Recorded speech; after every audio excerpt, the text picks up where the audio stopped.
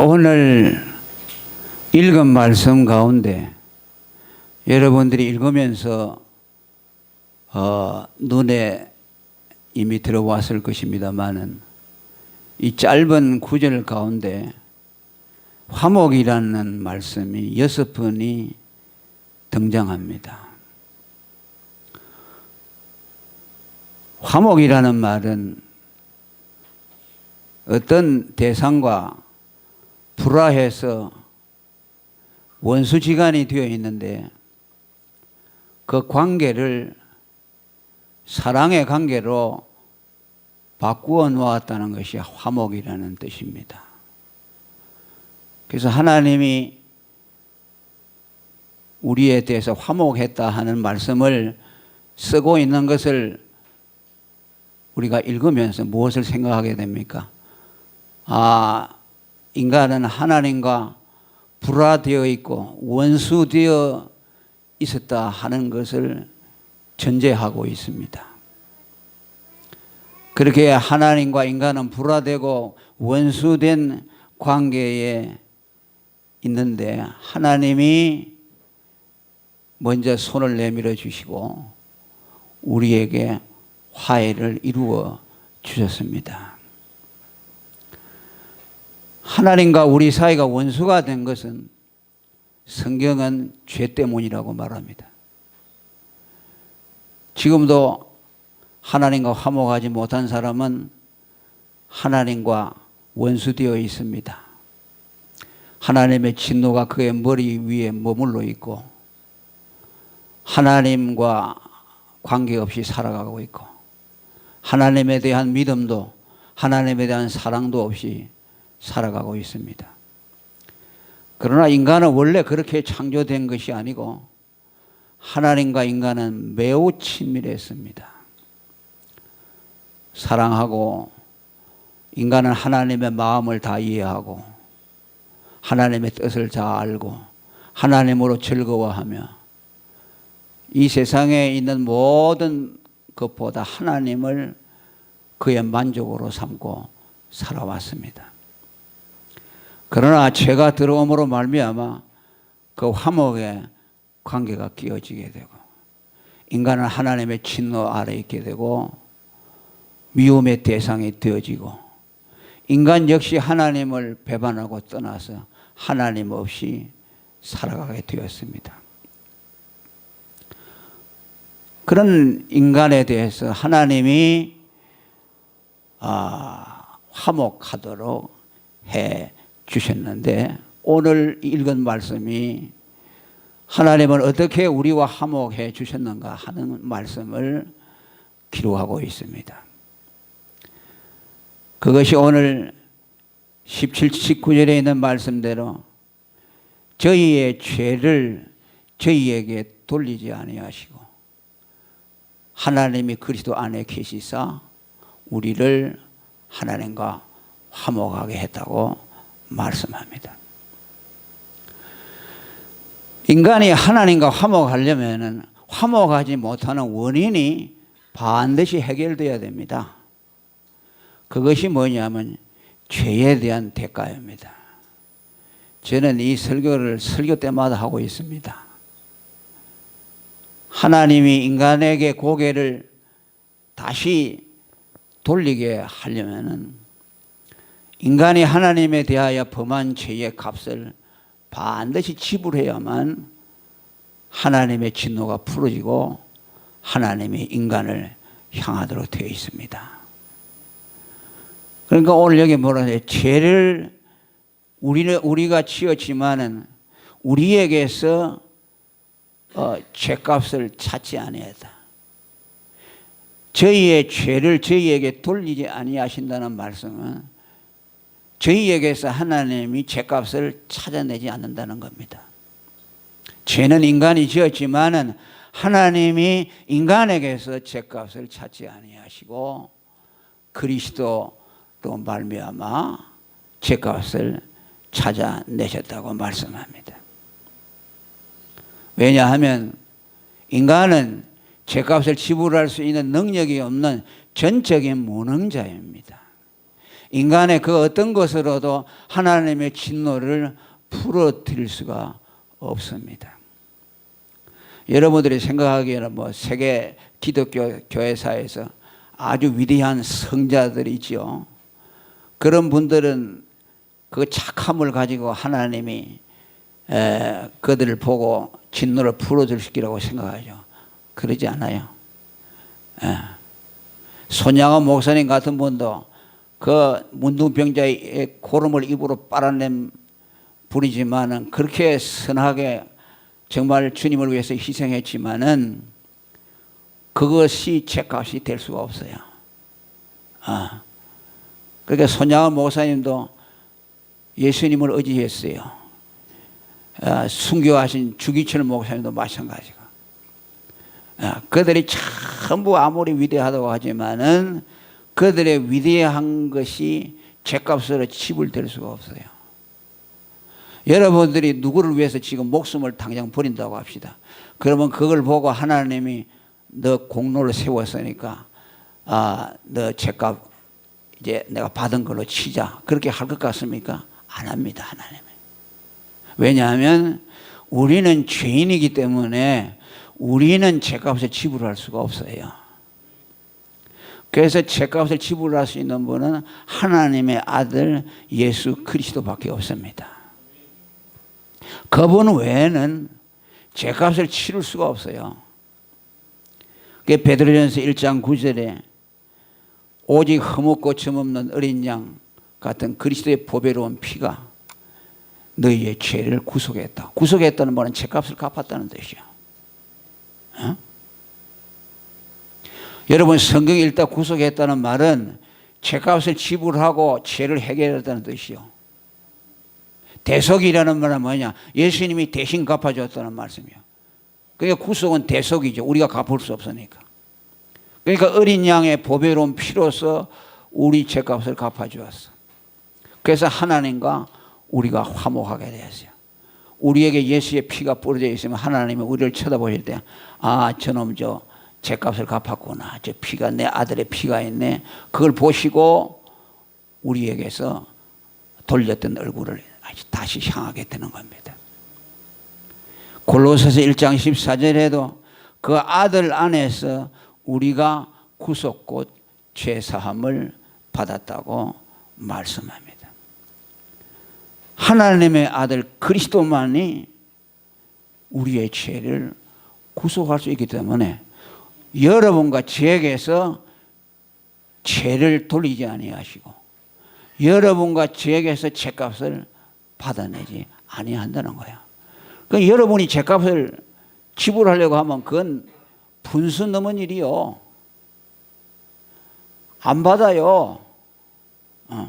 그러니까 여러분들이 죄값을 갚으려고 하지 마셔요. 아예 그 생각을 버리시길 바랍니다. 우리를 위해 대신 피 흘려서 죄값을 갚아주신 그 예수님의 피를 의지하시기 바랍니다. 그것만 하나님이 우리의 죄값으로 인정해 주신다고 말해요. 그리스도가 누굽니까? 그 그리스도는 하나님의 아들입니다. 하나님의 아들이라는 말은 무슨 말이냐? 하나님이라는 뜻입니다. 여호와의 증인들은 예수를 하나님의 아들로 믿어요. 그렇죠? 그 우리가 가서 여호와의 증인들 데려가서 다 얘기하면 예수를 믿어야 돼요. 그러면 우리도 예수 믿어요. 그래요. 그냥 믿지 말고 예수가 하나님의 아들로 믿어야 돼요. 그러면 우리도 하나님의 아들로 믿어야 된다 그래요. 그까지 나와요. 그러나 예수가 하나님으로 믿어야 돼요. 뭐면 그때는 탁 돌이킵니다. 예수가 하나님의 아들이지만 하나님은 아니라는 것이죠. 그러니까 뭐야? 삼위일체를 부인하는 것이죠. 아버지와 아들이 차등이 있듯이 예수가 아들이라는 말은 이미 하나님이 아니라는 뜻이죠. 아버지와 아들이 어떻게 같을 수가 있냐고 말이에요. 그게 삼위일체 하나님 아버지 성부와 성자가 일체시라는 것을 믿지 않기 때문에 그러나 그런데 예수가 우리의 화목자가 될 수 있는 것은 그분은 하나님의 아들인 동시에 하나님이셔요. 하나님과 전혀 차이가 없어요. 아들이라는 인격의 차이만 있는 것이지 똑같은 한 분이세요. 세 인격이신데 한 분이라면. 그러니까 뭐라고 해요? 오늘 여기 보니까 그리스도 안에 있는 하나님이. 아멘. 이게 무슨 말이냐면 그리스도가 하나님과 일체라는 뜻이요. 왜? 하나님이 거하는 사람은 거하는 분은 예수밖에 없습니다. 예수 그리스도 아들 외에는 하나님이 그 안에 거하지 않아요. 이제 우리가 예수를 믿으면 우리도 하나님의 아들이니까 하나님이 우리 안에 거하지요. 그러니까 우리 안에 거하기 전에는 하나님은 오직 그 아들 안에만 거하는 것이죠. 그러니까 예수님이 그러세요. 제자들이 하나님 아버지를 보여주시옵소서 그렇게 말하니까 너희가 나를 보고도 아버지를 보여달라고 하냐. 아버지가 내 안에 계신다. 나도 아버지 안에 계신다. 아버지가 내 안에 계시다는 것은 바로 내가 하나님과 하나라는 뜻이다. 나를 본 자는 아버지를 본 자다. 내가 아버지, 내가 하나님이라는 뜻이요. 그러니까 그리스도 안에 있는 하나님이 계시니 예수 그리스도는 하나님이니까 예수님이 십자가에 죽으신 것은 하나님이요. 그분이 하나님의 아들로서 죽으신 것이요. 죄를 알지도 못하시는 하나님, 거룩하신 하나님, 영광이 인간이 바라볼 수 없는 영광으로 가득하신 분이요. 예수님이 그런 분이요. 모세가 시내산에서 나타날 때 하나님의 영광이 나타났잖아요. 그분이 예수님이요. 아무도 오지 못하게 하라. 산 아래 누구도 이 산에 접근하지 마라. 사람이든지 짐승이든지 이 산에 접근하는 자는 돌로서 다 쳐 죽여야 한다고 말했어요. 그 하나님과 일체되신 예수 그리스도, 예수 그리스도 안에 있는 하나님이 계시는 그분이 십자가에서 죽으셔야만이 죄값이 지불이 돼요. 다른 길은 없어요.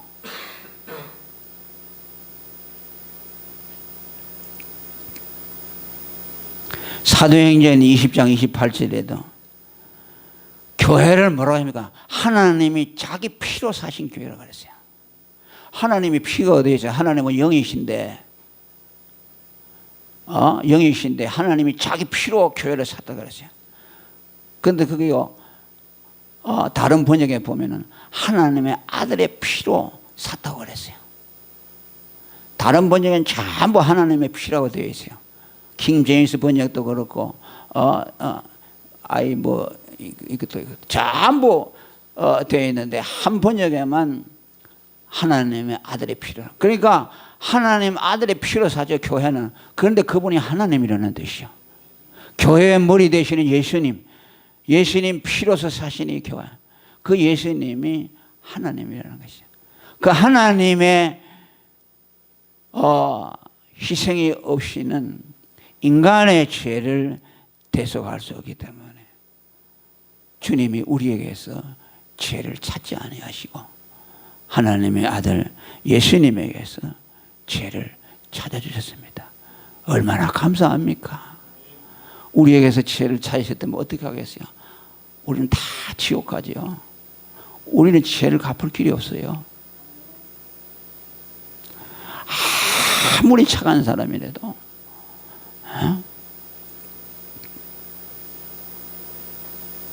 그런데 오늘 여기 보면요, 색다른 표현이 있습니다. 21절에 보면 예수님이 우리 죄값이 되어주셨는데 그 죄값이 되어주는 것에 대한 표현을 뭐라고 하니까 21절 한번 읽어봅니다. 시작.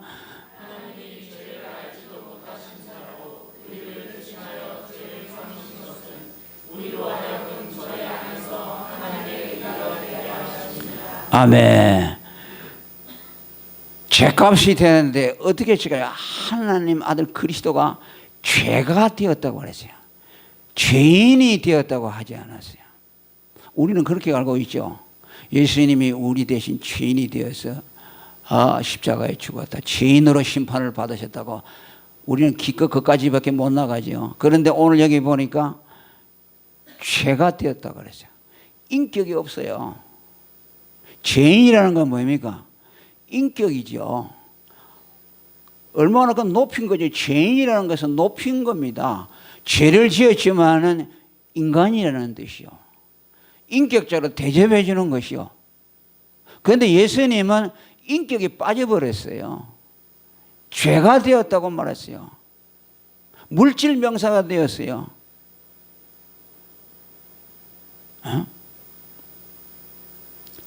어떤 분이 죄를 알지도 못하시는 분이 죄인이 된 것도 아니고 아주 죄 자체가 되어버렸다. 죄 덩어리가 되었다. 오물 덩어리가 되어버렸다. 죄가 되심으로, 죄 자체가 되심으로, 죄 덩어리가 되심으로 우리들의 죄값을 갚아 주셨다는 말씀입니다. 여러분, 예수님이 십자가에 달려서 죽으신 것은 여러분들 십자가도 어떤 사람들 메고 다니고 그러지만은 십자가가 상당히 아름답게 우리가 생각하지만은 그 예수님이 그 십자가에 달린 것은요 너무나 비참한 거예요.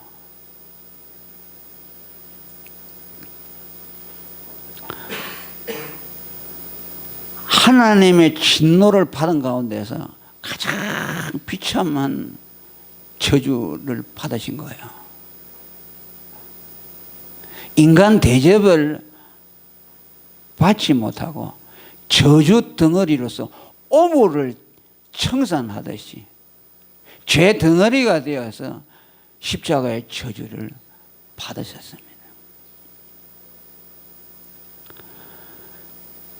예수님이 십자가에 달릴 때 하나님의 얼굴을 돌이켰습니다. 하나님이여 하나님이여 왜 나를 버리시나이까. 그 말씀은요 예수님이 죽으실 때 하나님이 안 도와줬다는 말이 아니에요. 도와주면 안 되죠. 구속을 이루지 못하잖아요. 하나님이 외면했다는 뜻이죠. 왜? 그 십자가에 달릴 때 예수님은요 사람이 아니요 흉물스러운 죄덩어리였어요. 그러니까 하나님이 그를 바라볼 수가 없어요. 더러워서. 우리야 더러운 거 잘 보죠. 그러나 하나님은 거룩하시고 어려우신 분이기 때문에 죄에 대해서 바라볼 수가 없어요.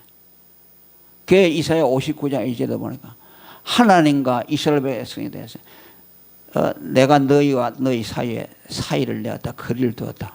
뭐가 되냐? 너희의 죄가. 죄는 반드시 하나님으로 하여금 외면하도록 만들어요. 하나님의 속성상 죄를 바라볼 수 없어요. 그게 안 돼요. 그러니까 하나님은 속성상 죄인에 대해서 저주할 수밖에 없어요. 불쌍하지만 저주할 수밖에 없어요. 그를 직접 볼 수가 없어요. 외면받았죠. 단지 도움을 받지 못하고 그를 도와주지 아니했다는 말이 아니라 하나님이 그를 외면하기 때문에 그 아들의 가슴은 말로 다 할 수 없죠.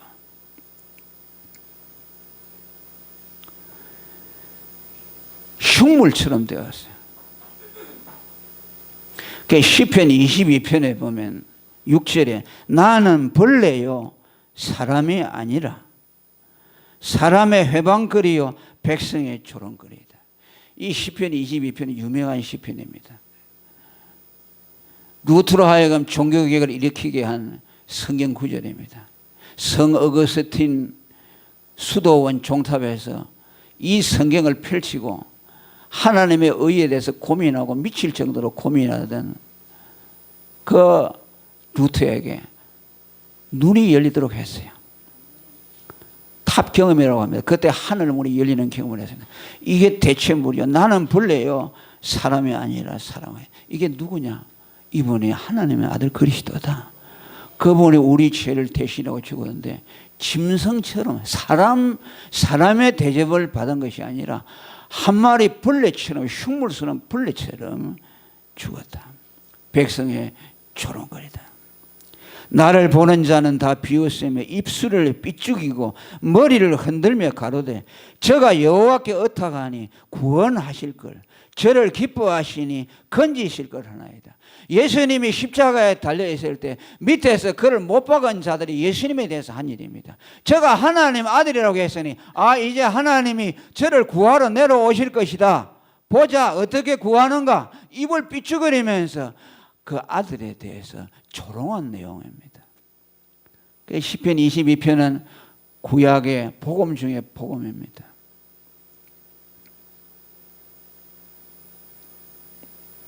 사람이 아니라고 했습니다. 벌레라고 했습니다. 예수님이 장차 십자가에서 죽으시는 죽음이 어떤 죽음인 것을 우리에게 시사해 주고 있습니다. 이미 오래전에 구약 성경을 통해서 예수님이 어떻게 죽으실 것을 예언해 주셨습니다. 신기하지 않습니까?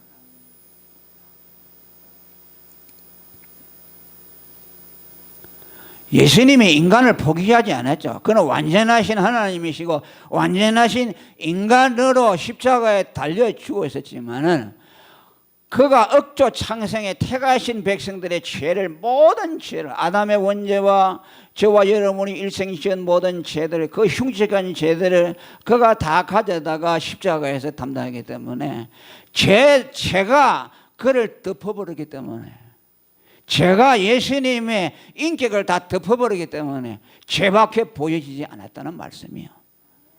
예수님이 사람이 아니면은 우리 죄를 대속할 수 없죠. 이건 언유법이죠.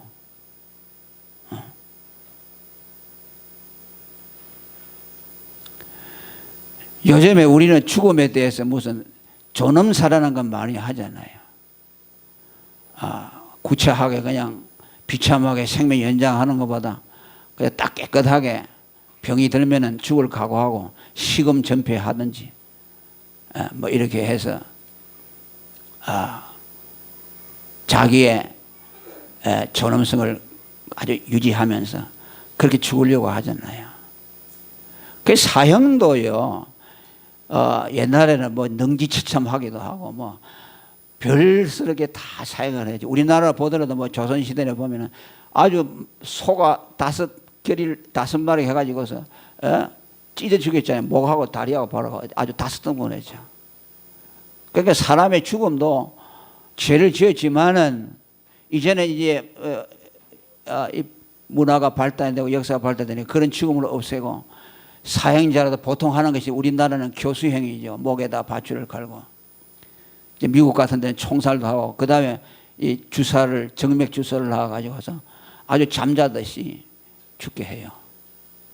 그게 뭐야? 존엄하게 죽자 그 말이죠. 그런데 이 십자가형이라는 것이 인간의 존엄성이 없어요. 소크라테스도 죽을 때 독배를 마셨는데 아주 의연하게 죽었죠. 그러나 십자가에 달려서 6시간 이상씩 고통을 당하며 죽는 인간의 존엄성은 없어집니다. 그걸 예수님이 다 담당했어요. 왜? 아담의 원죄가 우리 죄가 얼마나 크다는 것을 보여주세요. 그렇게 죽지 않으면 안 돼요. 그러니까 인격이 없어요. 예수님은 죄 덩어리가 돼서 사람이 아닌 것처럼 죽으셨어요.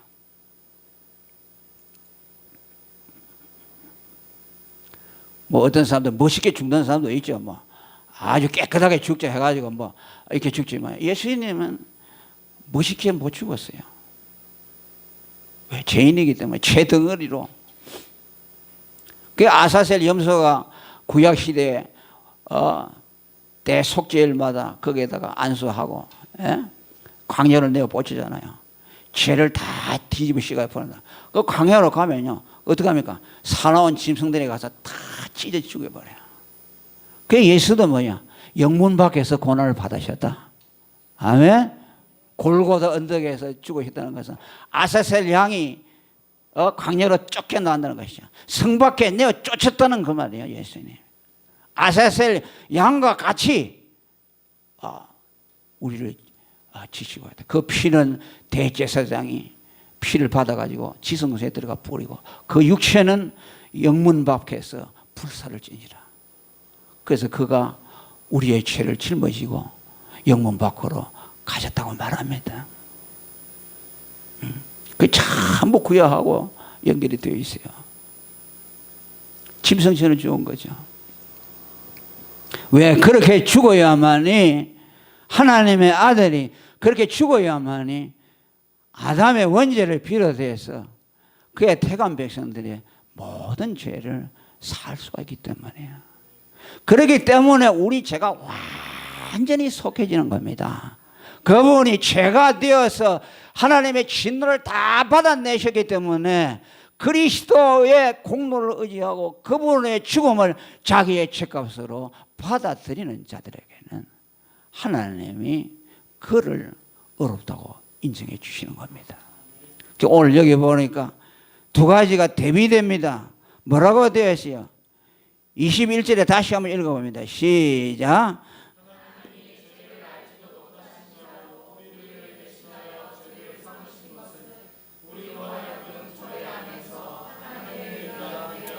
아멘. 예수를 죄로 삼았기 때문에 그 뒤에 대응 구절이 나옵니다. 우리로 하여금 그리스도 안에서 하나님의 의가 되게 하려 하십니다. 의인이 되게 한 것이 아니고 의가 되게 했다는 말씀이에요. 왜? 예수님이 죄가 되기 때문에 우리가 하나님의 의를 입어서 의가 되었다. 예수님이 죄인이 되었으면 우리가 의인이 될 것이고 예수님이 죄가 되었기 때문에 우리가 하나님의 의가 되었다는 말씀입니다.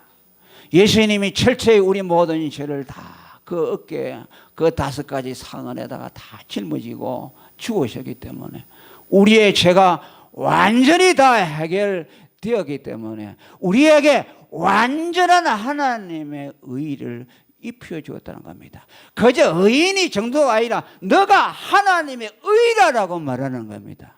자, 가슴에 손을 얹고 나는 그리스도 안에서 하나님의 의가 되었습니다. 아멘. 하나님의 의가 되었다는 것은요, 정말 우리에게는 죄가 다 해결됐다는 뜻이에요. 여러분, 의인은 누굽니까? 하나님의 의인은요, 예수 그리스도밖에 없습니다. 아멘. 고린도전서 1장 30절에 그리스도는 하나님으로부터 나와서 우리에게 지혜와 의와 거룩함과 구속함이 되었다고 말합니다.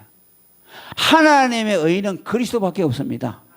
그런데 우리를 보고 하나님의 의라고 해주는 겁니다.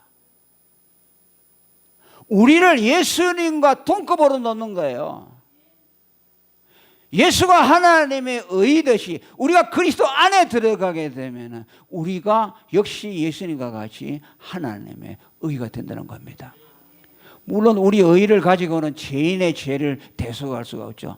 왜? 하나님의 아들만이 그 의를 가지고 우리에게 나누어 줄 수 있지만 우리가 가진 하나님의 의는 가지고 못하죠. 못하지만은 내가 받은 의는 하나님의 의와 동등하다는 겁니다. 부족함이 없다는 것이죠. 그리스도가 가지고 있는 하나님의 그 의를 우리에게 그대로 전가시켜 주셨다는 말씀입니다. 그래서 두턴이 이런 말을 했습니다. 예수를 믿어서 그 그리스도의 의를 전가받은 사람은 하나님과 같이 되었다고 말합니다. 아멘. 위대한 선언입니다. 예수 그리스도를 믿어서 의롭다함을 받은 사람은 하나님이 의로우신 것과 같이 의로워졌다. 그만큼 완전한 의를 가지고 있다는 거예요. 이걸 믿으시기를 바랍니다. 우리가 예수를 믿음으로 가진 의는 하나님의 의와 똑같은 의라는 겁니다. 우리가 구원의 확신을 왜 가질 수 있느냐? 내가 예수를 믿어 가진 이 의는 예수님이 가진 하나님의 의와 똑같다는 말이에요. 그렇기 때문에 나는 하나님 안에서 어렵다 함을 받았다는 확신을 가지는 겁니다. 근거가 거기 있어요.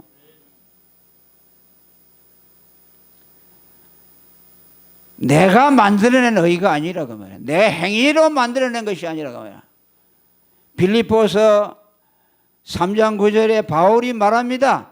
내가 가진 의는 율법에서 난 것이 아니요, 율법에서 난 것이 아니란 말은 내가 내 선한 행위로 가지고 난 것이 아니라 그 말이야. 오직 그리스도를 믿음으로 말미암은 것이니 곧 믿음으로 하나님께로서 난 의라. 아멘. 따라합니다. 믿음으로 하나님께로서 난 의라. 예수를 믿는 사람에게는 하나님의 의가 주어진다. 그 의를 가지고 우리는 하나님의 자녀가 되고 영생을 얻게 되고 천국에 들어가게 되는 겁니다. 로마서 3장 21절에도 이제는 율법 외에 하나님의 한 의가 나타났으니 율법과 선지자들에게 증거를 받은 것이라. 곧 예수 그리스도를 믿음으로 말미암아 모든 믿는 자에게, 따라합니다. 모든 믿는 자에게 미치는 하나님의 의인이 차별이 없느니라. 유대인이나 이방인이나 지혜자냐 야만인이나 남자나 여자나 차이가 없이, 그건 따라하지 말고 예수님을 믿으면 똑같은 하나님의 의를 받게 된다고 말이야. 순교한 아벨이 가졌던 그 의나 여러분의 의가 똑같습니다. 아브라함이 가졌던 의나 여러분이 가졌던 의가 똑같습니다. 다니엘이 가졌던 의, 사자의 입을 막고 목숨을 걸고 믿었던 다니엘도 무엇으로 어렵다함을 받았노? 예수를 믿음으로 어렵다함을 받았다. 그 의인인 욥도 무엇으로 어렵다함을 받았나? 믿음으로 어렵다함을 받았다. 아멘. 십자가의 강도도 무엇으로 어렵다함을 받았나? 예수 믿음으로 어렵다함을 받았다. 남편이 다섯인 사마리아 여자도 무엇으로 어렵다함을 받았나? 믿음으로 어렵다함을 받았다. 죄인이라고 손가락질 받은 삭개오도 무엇으로 어렵다함을 받았나? 믿음으로 어렵다함을 받았다. 왜? 믿음으로 난 의인은 모든 사람에게 차별이 없기 때문에. 천주교인들은요, 그 의가 차이가 있다 그래요. 그래서 성자 반열이 있죠, 복자 반열이 있고 그래요. 사도들 뭐 차별이 있다, 칭의의 차별이 있다 그래요. 그걸 신학자가 만들어가지고 그렇게 했어요. 얼마나 잘못됐어요. 그러면 그래서 이 바울이 말한 말씀은 오늘 우리에게 얼마나 용기를 주는지 몰라요. 우리가 넘어지더라도 다시 일어날 수 있는 힘이 어디 있느냐? 우리는 이 믿음의 의를 의지하고 일어나는 겁니다. 십자가를 붙들고 넘어져서 또 일어나고 또 일어나고 10번 넘어져도 또 일어나고, 아멘. 100번 넘어져도 또 일어나고. 왜? 내 의로 하나님께 나가는 거 아니니까. 잘못하고 또 주님의 의를 의지하고 십자가를 의지하고. 그래서 십자가를 저는 뭐라고 생각하냐? 지팡이라고 생각해요. 자, 우리 손을 다시 한번 합니다. 예수님의 십자가는 나를 일으키는 지팡이입니다. 내가 넘어질 때마다 예수님의 십자가를 의지하고 다시 일어나야 합니다. 그러면서 마지막에 그러는 게, 너희는 하나님과 화목하라고 말합니다. 예수가 너희를 위해서 화목 제물이 되었으니까 그 예수님의 피공을 의지하고 너희가 다른 것으로 하나님과 화목하려고 하지 마라. 너의 의를 가지고 화목하려고 하지 마라. 네가 예수 잘 믿고 네가 뭐 잘 행하는 거 그것 가지고서 화목하려고 하지 말고 100번이고 1000번이고 넘어지더라도 예수님이 나를 위해서 갚아주신 죄값을 믿음으로 받아들이고 다시 하나님과 화목하라. 할렐루야. 일어나라는 겁니다. 화목하라. 예수가 너를 위해 죽었으니까 화목하라. 그 피로 의지하고 일어나라는 것이요. 어? 그래서 일어나는 것이요. 일어날 근거가 어디에 있어요? 우리에게 없어요. 그분이 죽으심으로 내가 그분 안에서 하나님의 완전한 의가 되기 때문에 그 의를 의지하고 다시 일어나고 또 일어나고. 그 주일날은 다시 일어나는 때지요. 자, 따라합니다. 주일날은 넘어졌던 내가 다시 일어나는 시간이다. 그제 일주일 동안 살면서 마음이 약하고 믿음도 약하고 뭐 아이고 이래 살다가도 또 교회 와서 복음을 들으면 용기를 얻잖아요. 아, 예수님이 나의 의구나 하고 또 힘을 내서 일어서고 그렇게 해서 우리는 앞으로 천국 갈 때까지 그렇게 해야 돼요. 언제까지? 천국 갈 때까지. 천국 갈 때까지는 이 믿음 가져야 돼요. 여러분 의지하지 마시고 그렇게 우리가 믿으시기를 바랍니다. 20절 말씀 한번 이거만 읽고 말씀 맺기로 시작.